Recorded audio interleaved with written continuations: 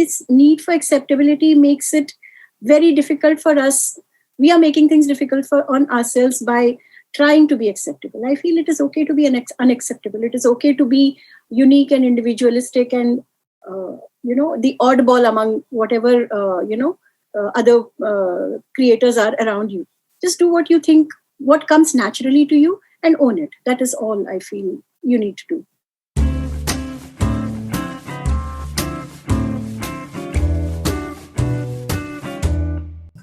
If I were to title today's episode, it would be How to Be an Artist and Not Get Affected by the Chatter Around You. Very honored to have Bhavani Iyer, the writer of some of the most beautiful films of our time, Guzarish, Lootera, Black, Raazi, and many more. As an artist and as a person, Bhavani is just like her films, very deep, very soulful, and very, very beautiful. Today's chat with Bhavani is all about how to keep your art intact during different times, about belief in your own art and your work, and how to find that voice when you're surrounded by clutter. Bhavani, welcome to Questions I Wanted to Ask. I'm so excited to have you on the show. I've been observing you for all this while, and I've had the opportunity to also work with you. So I thought, let me just, kind of put all these questions together I've had for so many years and, bring you on the podcast and talk to you about just your process and how you've been silently, very, very silently, just slaying it with your scripts and the kind of beautiful movies that you've given us.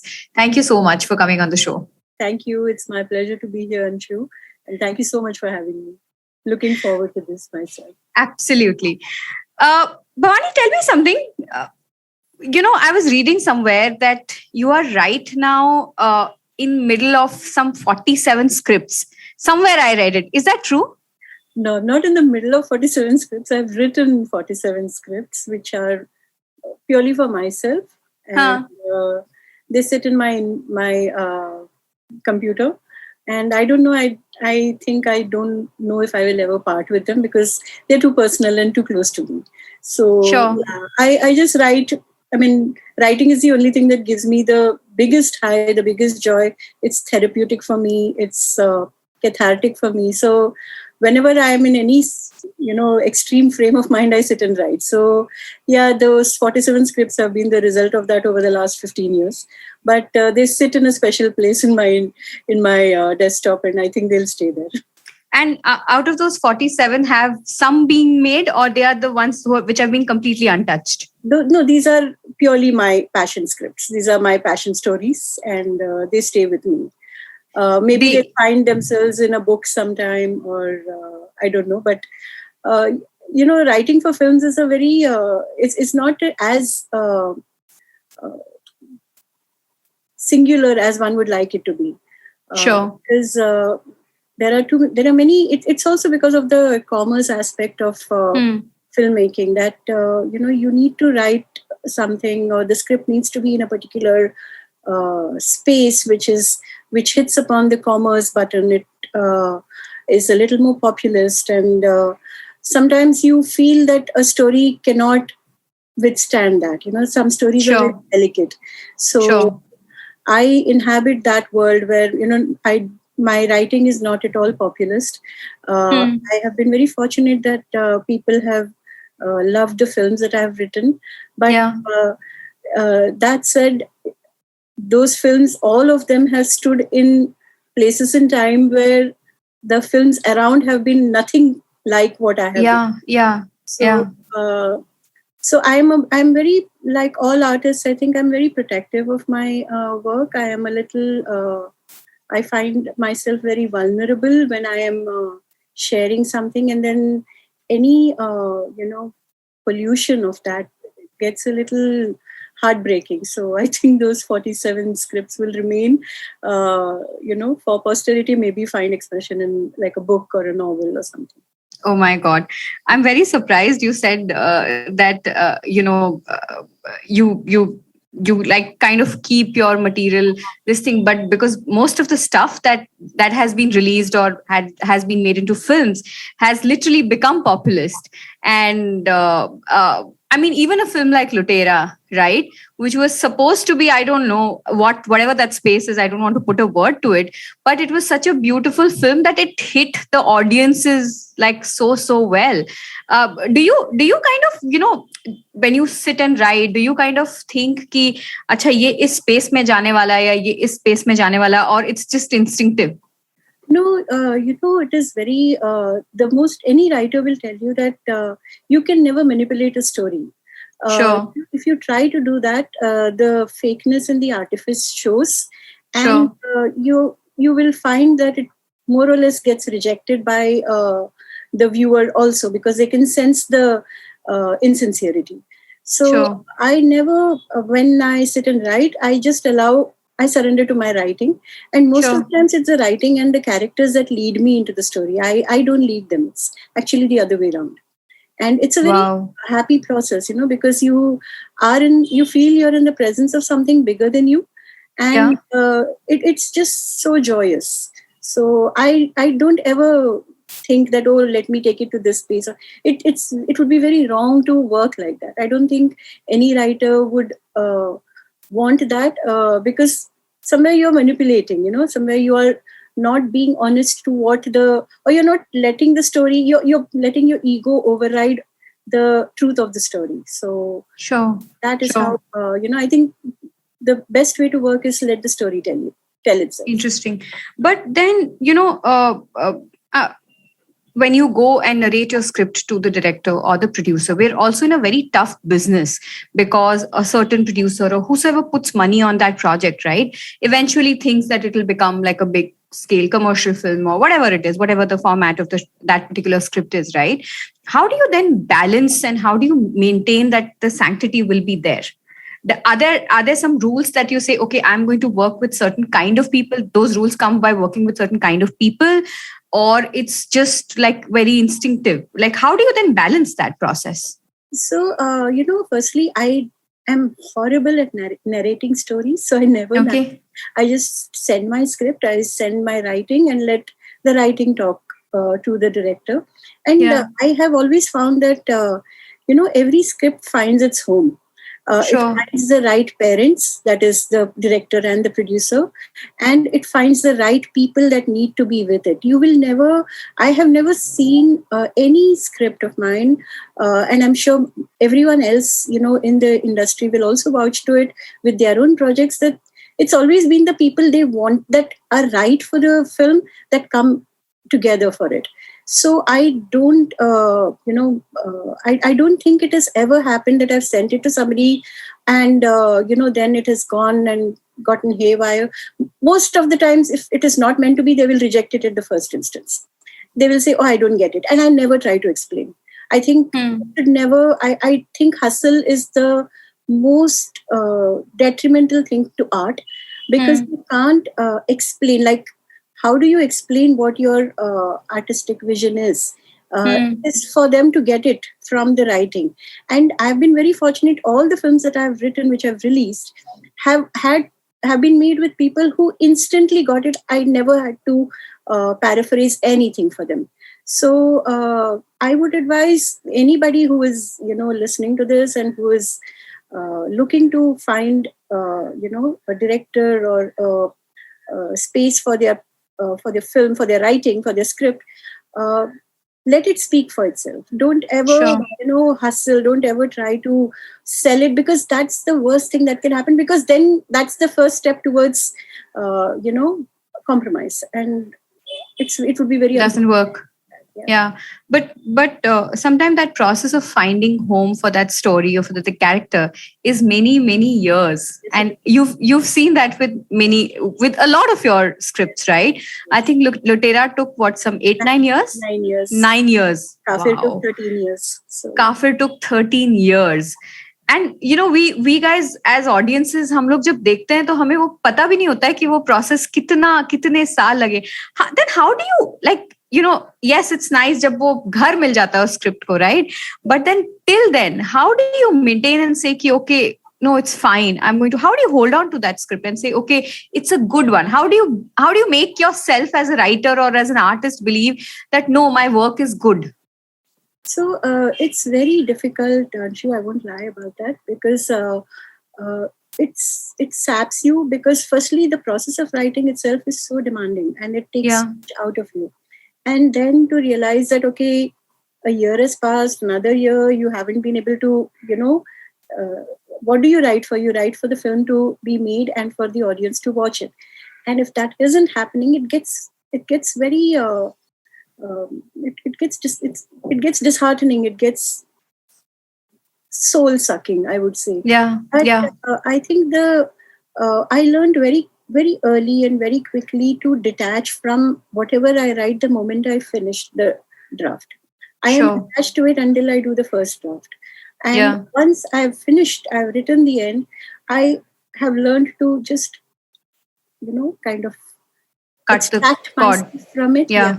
And I have this great, I mean, it is a gift, I think. Hmm. It is the eternal sunshine of my spotless mind, that when I Hmm. go into the next piece of writing, I have no Hmm. memory of the previous. So Sure. I have also moved from one to another very, consciously, and Hmm. with the need to not dwell on, oh, what is happening on that script, and Sure. where does I Sure. where does it go, and what point does it stand. I so when it happens, when it finds its home, when you realize that, oh, it's going to get made now, Made. it's a great surprise. Then I just look at it as something that I'm, oh, finally it's happening. It's like a bonus. But I have stopped writing for a film to be made. I write Okay. because I enjoy the process of writing, and I know that the universe will take care of the next steps, and finding its execution, and finding its purpose in the cinema halls. So I must tell you, this one of the first, and this happened to me very interestingly when during the first film that I wrote, Black. So when I finished writing it in record time. I think I wrote the film in less than the first draft in less than 3-4 weeks, a month at most. And after I delivered the draft to Sanjay, he was very happy with it. And then I went to Bangalore to visit my parents. It was my dad's birthday, and on May 6th. So I had gone to Bangalore, and then I came back on the 8th of May. And Sanjay said, "Come over, come to my place." So I went over to his place. He used to work from his house at that point of time. So I entered his house, and I saw uh, assistants, associate directors, the DOP, the costume designer. All of them are sitting with their copies of the script, making notes on it. And my heart sank. I was like, they are writing on my script. So I was in almost in tears. And then Sanjay came out to see, and he said, "What happened, baby? Your film is getting made." I said, "Yeah, but they are writing on the script." Oh God. So, so he said, "No, this is what happens." And then he explained to me that how film writing is, so collaborative, that everyone needs to put in their Input. perspective and their input, Yeah. and their understanding and their art into the film. So that is what they are not saying, that you've not written it well. They are making notes for themselves. But that that incident, it made me realize that once I've delivered the script, it is no longer mine. It is no longer, Sure. it doesn't belong to me. So I have learned this very zen, approach of detaching. The detachment is so important, because it's your baby. So you'd go crazy otherwise. The emotional upheaval that you would suffer with every script. And as writers, we write dozens and hundreds of scripts. So with each of them, if I'm going to have that kind of a visceral reaction, I would probably lose my mind. So Yeah. only way to handle that was to learn how to detach. And I think over time I have become a little more much better at it, much better at the detachment. But is there a process, or are there some action points to detachment? And the reason I'm asking you is because I literally, even as someone who's at the cusp of being an creative person and a business person, I mean, this the same thing applies to us also in everything that you do, right? Are there some techniques that you use to detach yourself, or just like telling your mind that okay, now it's done? So I have a process. After I finish writing anything, firstly I fall sick because so much goes out of stress for that. And then what I do is I start cleaning either my closet or my shoes or my books. So that Okay. cleaning, that is it's because it's such a uh, it's almost like a meditative process. When you pick out books or your shoes, or you fold it, or you keep it in a particular way, it is such a firstly very boring process, but it's also meditative, and it kind of helps me move out of that intense hyper focus that I needed to have while writing into this, almost like clearing my mind, and then I move on to the next next script that I'm writing. So yeah, and then you make like a beautiful, because I've been to your house, you have a beautiful house. Is that the time when you kind of like always design it and make it better and all of that stuff? I'm very driven by aesthetics, and I'm very driven by colors and beauty and order. I need order around me, so I find my outlet to my hyper focus and to my over emotional nature as a person is this act of sorting the house, rearranging things, buying new stuff, keeping it clean, putting things around. So it's very, it's like it's like chanting in a way. Yeah. Because, it helps you, find some sense of clarity within, what you do. So yeah, I love doing that. They say that when you do mundane activities is when actually you activate a part of your brain that starts thinking of newer things or newer ideas. That's so well said. Absolutely, you're right. But what happens when you are, say, writing?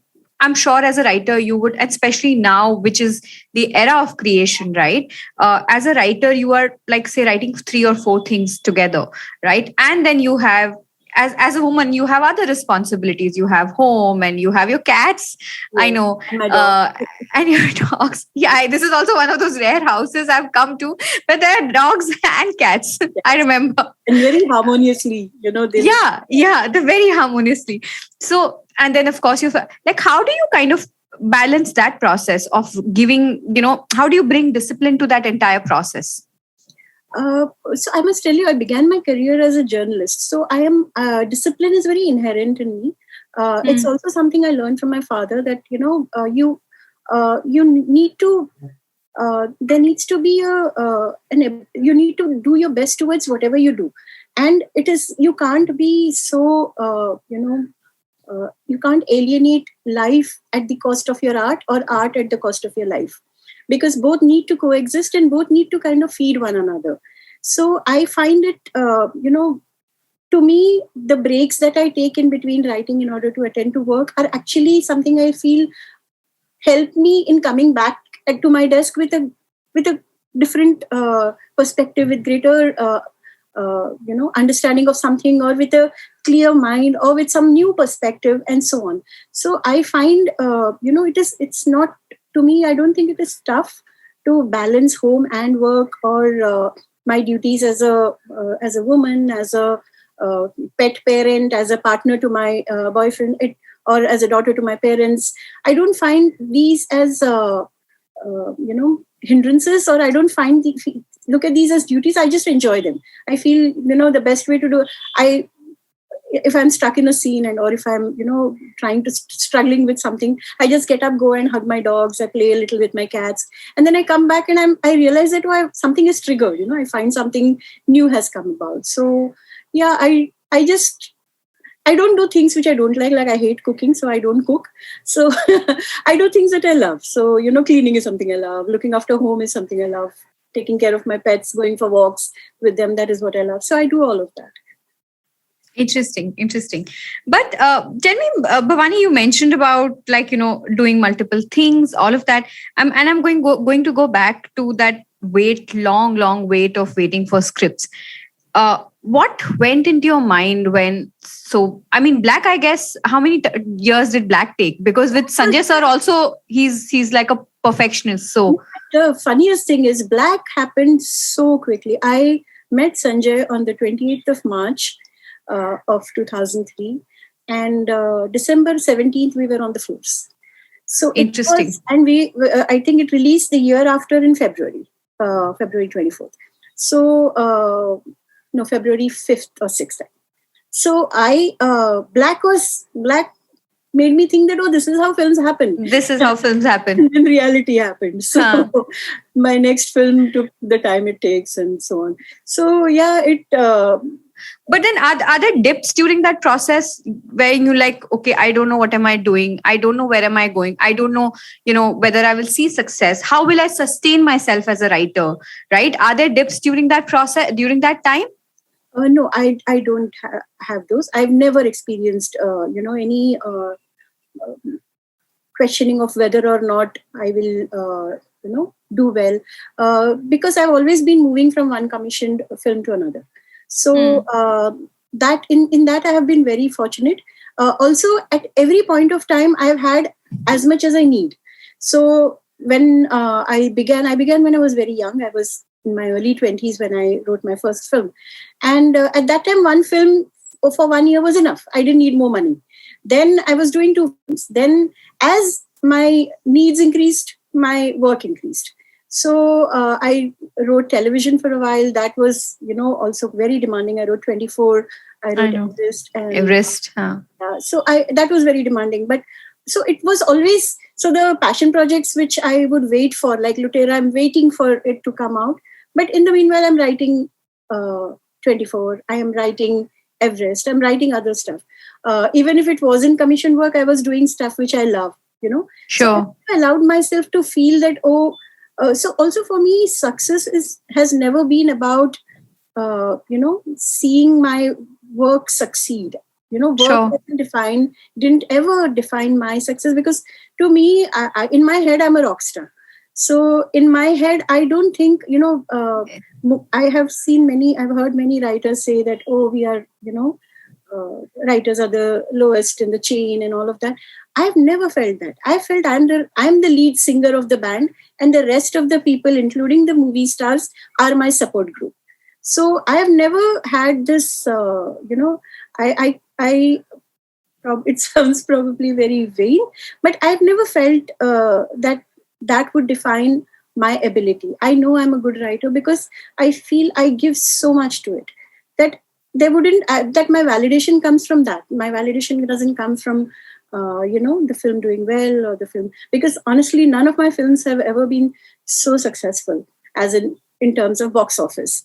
I've got a lot of, I've got awards and critical acclaim and all of that, but Lootera didn't do so well. Black didn't do so well. Guzarish didn't do so well.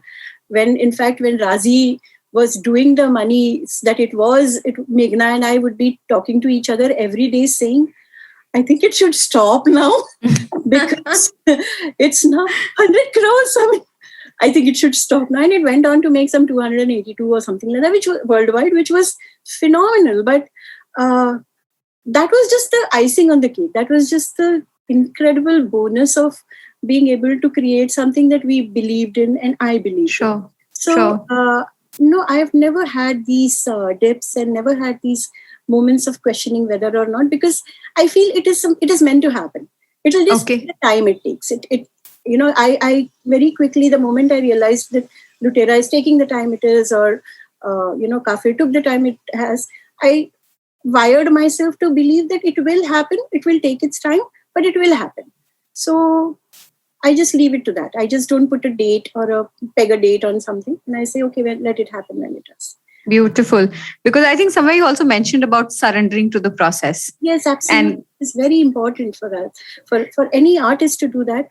Sure. I will also share with you here that I'm a cancer survivor from a very young age. So, I remember I was very young when I was told, it was in my teens when I was told that I would have a particular amount of time of good health. And then after that, because cancer comes back and whatever. So I have always known, in my mind, it is, I have a particular period of time. And in that time, I can't waste that time in, feeling bad, feeling negative, anything negative. Yeah. I just need to do the best that I can in that period of time that I have. Fortunately, now I've had so much time, and every year is a bonus. Every project that I get to work on is a bonus. Every piece of writing that I get to do is a gift for me. So I just look at that. I just look at the fact that when I was 19, I was told I have only this much time, but I've had these many years and I've been able to write these many things. So, I'm just extremely blessed. Grateful to the universe. This is what I guess universe or whoever out there is there does to you when you kind of surrender to that process. And I guess it's so important also, right? Because I'm also surrounded by artists all across, and I think it's very important that when you get that fame or when you get that success or whatever is your parameter of success, you kind of detach yourself from it. Yeah. Absolutely. And just tell yourself that this is your work and it's probably a lot of other people involved, but it's still not you. Absolutely, you said it. That is so true. Absolutely, it's part of who you are. It's not who you are. Yeah, it doesn't make you. Yeah. So even then the falls or whatever, the low periods also then doesn't make you. It's just your process that makes you probably. Right. Absolutely. So interesting. I think this is like one of the highlights of this particular conversation, but it's so interesting. Bhavani, I want to kind of slightly take a shift and talk about the slightly difficult part, which probably I don't know if you may or may not have seen, but there are a lot of young girls or even men who are non-industry people or who want to write, and of course now is the time because content creation is happening at a scale, right? At a very young age, a lot of them are very, very gifted or talented, etc. But probably, the way we are brought up or whatever, could be the lack, we don't have the confidence. And then when we go out, you kind of meet people sometimes who don't support your art or who don't give you that validation, right? And somewhere I think you spoke, there was an incident 2-3 weeks back wherein you actually went on your Instagram and spoke about some particular incident where there was a writer's room and a male director came and told you how to craft a female character, and you were really upset about it. I wanted to talk about how do women really assert, first of all, the incident, and then how do women really assert and know the difference of this is being mansplained and this is actually being given a critical feedback. It's a very good on question. whatever you are doing. It could be applicable to women who work in offices. It could be for artists, or even there are a lot of content creators now, women who get just random feedback from people. How do you kind of differentiate those two? It's a very good question, Anshu. And so I'll wheel back to that incident, which I shared, which I usually, I usually refrain from speaking about work issues on my social media because I feel this is my struggle. The world doesn't need to be involved in it. Actually, a lot of women struggle. Yes, exactly. That is, I felt that is why this needs to be spoken about. It wasn't a writer's room. I don't work with writer's room. I write on my own. So the thing is, this is a show that I was working upon and I am still working on. And we have been, so the producer, the platform, me and a couple of other researchers. It's an all-woman team, and we've been working on this for about a year now, and I have put in my blood, sweat, and tears into this, and we have reached a point where we feel that we needed to get the director on board because it needs to now go on floors and find casting and all of that. So with all good intentions and in all good faith, we felt that okay, because this is a story about women, it is a story pertaining to feminism, it is a story pertaining to patriarchy. Maybe it would be interesting to get a male, gaze on this thing. Issue, which would be sensitive, but at the same time gendered, because otherwise it, I don't think there is anything wrong in it being in balance. Entirely feminine. Yes, exactly, for the sake of balance. And so this director comes into the. It was over a Zoom call, and the degree of mansplaining that happened over that call towards especially me, and was so alarming because I.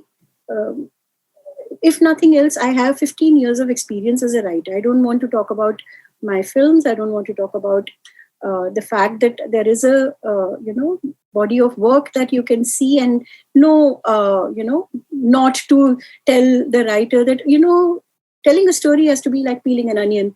I mean, it's just the most basic thing that you would, anybody would know, even in 10th, 5th grade or 6th grade. Anyway, so there was such a degree of disdain towards the work that has already gone in, purely for the sake of making us know our place. Because I am absolutely positive that if it was a room with all men, this person would not be speaking the way he is. So it was so, I felt so sad that, if I am experiencing this and I am with a group of women who are extremely supportive of me. So sure.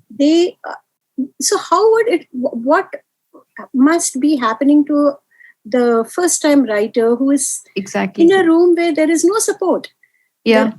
And so just because one person who believes he's the director and therefore he's the captain of the ship, which is I think it is this myth that needs to be removed, because a director is also as much a cog in the wheel as are all others, as is the DOP, as is the musician, as is the editor, as is the writer. Every one of us does our role. So it is it is a little unfair to say that this is the director is the captain of the ship. There is no captain of the ship. This is a paddle race. Every one of us is rowing our side. So so I was so upset about it, and that I felt I needed to share that here is a man who has done nothing. There is not a single film that this person has made. There is not a single film that this person has written. And yet he believes that he has the right to talk to a bunch of people who have done 10 times the work that he has and believe that he has done the right thing. There is no abashment. There is no, simplicity of trying to, maybe understand. Nothing of the sort. There is just such disdain for what we are purely because of our gender. And to your question about how can a woman know whether or not a person is mansplaining or giving valid feedback, just ask yourself, would he say this if I were a man? And that's your answer. Would he say this? Would he speak in this tone? Firstly, it is not about what is said. It is also about the tonality. It is about how the person is talking to you. So that if there is this patronizing, patting you on the head kind of a behavior, obviously you know that it is wrong. Regardless of that, if he's giving you feedback on your material, on your art, on whatever you've created, ask yourself, is this person going to say the same thing if I were a man? Or is my gender making him believe that he can speak differently? And I think that is entirely how you would need to differentiate mansplaining from somebody giving you valid, sincere feedback. And also, I feel, Anshu, as women, we are very, we sense things. Yes. So a person who's bullshitting, from, in your gut that it is wrong. So just trust that. And don't... Bhavani, interesting you said that, because I think all of us as women who are at workplaces, whatever your profession is, we've experienced mansplaining in some form or the other. I think just that talking about it has just started in the recent years, right? I go back to my early days of my career, or even sometimes now, right, when I'm mansplained and I've told after 15 years that, okay, I need to do this, or I lack this, and whatever. It initially, at early years, I used to believe, okay, I am that. I don't have that skill set or whatever. Now I believe that, I'm sorry, it's his problem that he's given me that feedback, right? But how do we as women in the early stage of our careers get that confidence? And I know there is no right answer for it, but I'm sure there are some small things that can help whoever is listening to this. Even and this actually is applicable to men also, that that your art is very good, or what you're giving. How do you tell yourself that, no, what I do, with all humility, that what I do or what I'm giving out is one of my best works? How does one kind of tackle that? What do you do? This is very tough. This is Yeah. tough to do because purely most artists, most creators are not very confident people. Yes. We are vulnerable. Our art makes us even more vulnerable. And when you're young, you tend to believe that someone else knows better. So Yeah. you kind of buy into that narrative which is told to you. Yeah. Secondly, women especially are unnecessarily polite. Yeah. We are, and I am absolutely guilty of that. I am, I still don't know how to change that.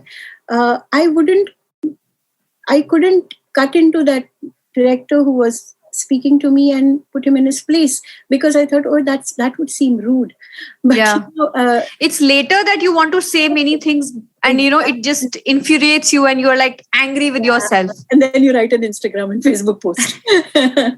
So yeah, it's very tough. So I don't know. I feel that maybe the best way for a young artist, creator, writer to navigate through this, male or female, is to know, is to be a little instinctive about what you do and what you write or what you create. Find, operate through instinct more than through judgment or through logic or rationale, because your instinct will tell you how to respond to something that is being told to you, even if you can't give it back to them. Because I don't think even at this age I can't give it back to somebody, because that's who I am. So that's your personality. Yeah. So I feel the best thing to do is just move away, just remove yourself from the situation, and try to not let that color you. Try to not, because there are many good people in the world. There are many good men in the world. Yeah, so I agree. Wait that you believe that you will meet those people. You worked with some wonderful men at actually the early stage of your career, who actually kind of supported you to start writing, whether it was Anurag or whether it was Sanjay sir or all of them. And I think the good side, the good men that we're all talking about. Yes, absolutely. They exist. So they exist. Yeah. So just have faith that you will find your way to them. Yeah, but I think self-awareness and intuition is probably most important. Yeah. Absolutely. Yeah. Bhavani, do you think, as when we are raising, I have a 6-year-old daughter, right? And she's very, very creative. And I often wonder that, how do I ensure that her art is, or whatever little she knows about art at this age is intact, and she continues feeding her soul with that, and not hear what is from outside. How do you, according to you, should we be raising girls to start believing in themselves and start learning to love themselves and learning what they do is the right thing? What is it different that we should be doing? I'll go back here to how my dad raised me. My parents, especially my dad, because he was very instrumental in me becoming who I am and finding my place as a writer, is that I feel for any child who is learning to express herself, a female child who's learning to express herself, just teach her to block the noise. Just teach her not to respond to wow even from you. Let her know how she feels, and that is all that should matter. That is all my dad would say, that do you like it? When I would ask him, how do you like the story? And he would say, do you like it? And I think that has made me, the rock star that I am in my head. It is this that has made me that. Because if you know me otherwise as a person, I'm very diffident, I'm very shy, I'm very quiet. Yeah. But there is this side of me, there is the schizophrenic side of me, which believes that I am the rock star in cinema, in a film, because I've been taught very early not to care about what anybody else felt, whether positive or negative. Do you like it? If you like it, it's great. That's all. So I think that is so important, to just block out any other noise except your own. This is amazing. Actually, I'm just, in my head doing instances of so many times when she'll come with a drawing and say, Mama, how's it? And I'm like, oh my God, this is amazing. But yeah, actually, it's a great exercise wherein you tell your child, what do you think? Yeah. Because then they realize that, okay, that's all that matters. Then they will be wired towards only seeking their own, validation. Yeah. Actually, no external validation. Yeah, it doesn't require. Beautiful. So, Bhavani, there is this rock star side of you who's the writer, but there's a very, very quiet, understated personality person who you are, right? And I've actually worked. I've had the pleasure of working with you. I've known you for, I think, at least 8 9 years now. Uh, I have never seen you very, very active on Instagram. I think abhi thoda bahut you still little bit you'll put, but in a world which is so active across social media, all of that stuff, which is part of the business. There's nothing wrong in that. You're the one who's quiet, just very quietly doing her work. Do you ever feel that you should be out there more? No, it is. I've been told this very often by many well-meaning friends, by managers, by people who love me, by collaborators, directors, that I should be a little more visible. I should, talk more. But this is who I am. I think I am most comfortable letting my work speak for me. I am most comfortable living, vicariously through the characters that I write. And I just I wouldn't be myself if I tried to, talk about my work and talk about, what I'm doing. That's it's just not who I am. I'm very quiet by nature, so I think it is just what works for me. I think it's just how I am. I am very honest to who I'm not someone who can project things. I cannot. I know many, like, it is very interesting. I have I met fellow writers, and they know everybody. I don't know anyone. I truly don't know. They will talk. I mean, if somebody talks about so and so writer, so and so director, I don't know anyone. I only know the people I've worked with. So it. But I don't have that FOMO about it. Oh, what's happening? I'm missing that out and whatever. I don't find that at all. I'm very content within my my space. Own space. Yes, I think it's just my personality. This is who I'm happy being, and I'm also tremendously. I have tremendous anxiety around people, so I can talk to you like this. I can conduct seminars. I can talk to a. I recently did a IIT, seminar plenary, which had some almost 7,000 people. I can do all of that, but if I'm in a room where I have to, meet more than two people, I get anxiety, and my palms start sweating. And even when I have to go to a meeting, I'm like, I have to psych myself up. Okay, it's going to be fine. I'm fine once I'm there at the meeting, but once you start talking work, exactly, that is when I'm happiest. And but I can't do the social, networking thing. I can't do that at all. So, but initially, I understand now with your body of work, or I would say even with after the first 2-3 films, right? But initially, when you were new in the industry, and in an industry like ours, of course, people need to know you to be able to look at your work, etc. Right? Did you ever feel the need to say meet more people and network, or whatever whatever that process is, because you also got to meet directors to make them hear your script, or whatever, director, producers, whoever? No, I never did. Even when I was 0 films old, I didn't know how to meet people. I met one person, Anurag, who I got along with because I was a journalist then, and I wanted to understand how the things work behind the scenes in a film. And he read some of my work, and he said, "Oh, you must write for films." And then I met Vikram, and Vikram introduced me to Sanjay, and then I wrote for Sanjay, and then that was it. I wrote for Sanjay, I wrote for Vikram. Then people would approach me, and I would just write for them. So I've never sought out people that I've never. I mean, of course, I have a wish list. I had a wish list back then of the people I wanted to work with, but I think effectively I've worked with whomever. That wish list is probably either exhausted or currently in process. So that's what has happened. So I've never, because it didn't come to me at all naturally. It just didn't come to me. I'm a small town girl from Bangalore, and I at heart I am somebody who just loves the solitude that fortunately my work also delivers to me. Of writing. Interesting. Interesting. Okay, we'll just like, I think this is quite beautiful. So many beautiful things that you said over this conversation. I want to kind of not mix up too many things, but I want to talk to you about what, after having done such big films, and I'd say big because they've been one beautiful, of course, critically acclaimed, and some of them have actually been commercially big now, and there is so much in pipeline. Uh, what success means to you now, in the sense, after having done like 15 whatever big scripts and all of that stuff, what is success for you now? I think success means the ability to be able to find my writing translating just the way it is In the character. cinema. Yeah, I don't most writers go through this, where your writing gets so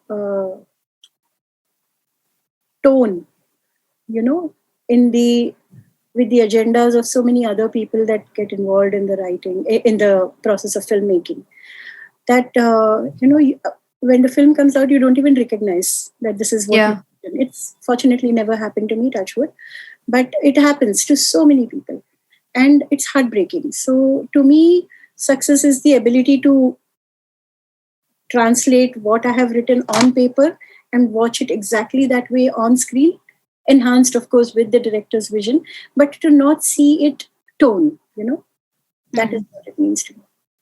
Okay. One last question, Bhavani. And I'm seeing this, asking from a current digital perspective. So there are so many content creators out there who are actually, some of them are really, really talented, some of them are comedians, some of them actually have the ability to actually, even if you're a fashion blogger, they have that ability to present themselves in a very, very beautiful, visually appealing manner, because it's fashion, right? Yeah. How does one, but because there is a problem of too many, right? And that's the same with films also. There are too many writers now. Unlike, say, 7 years back, 8 years back, when there were only few. There are too many creators, and the avenues or the options to kind of put yourself out there is this thing. And there's a lot of people have been saying, okay, but the art form has been distorted or whatever. How do creators who genuinely have good work, whether you're a comedian, whether you're a writer, and your format can be different, you can be a short form writer, you can be a comedian, you can be a sketch, this thing, or you can be, how do they continue to feel that, okay, this format is right for me, and continue to write, and then probably inspire themselves to say that, okay, my format, or what I continue to do in that jungle of so many other creators? I don't know if I'm clear. No, I got what you're saying. But, I think it is again the same thing that I have said earlier also. It is to own your voice, own the individuality of your voice, and just keep at it, because when I began writing, Black was not like any other film that was, seen around then or whatever. It was not a typical film with a with a hero, with a heroine, and it didn't touch any of those templates. And this is me writing for for a director who has just delivered Devdas, and who's known for the kind of films that he does. But I didn't want to change. Yes, he would direct it the way he directed it, but I wouldn't want to. I wouldn't want to align myself to him. I would want him to align to the writing. Sure. So I just feel that own your own voice, own your individuality, and just work towards that. Don't try to fit in. It's when we try to do that, when we try to, oh, so and so this is what is working. Let's skew our writing or our art a little towards that so that it is more acceptable.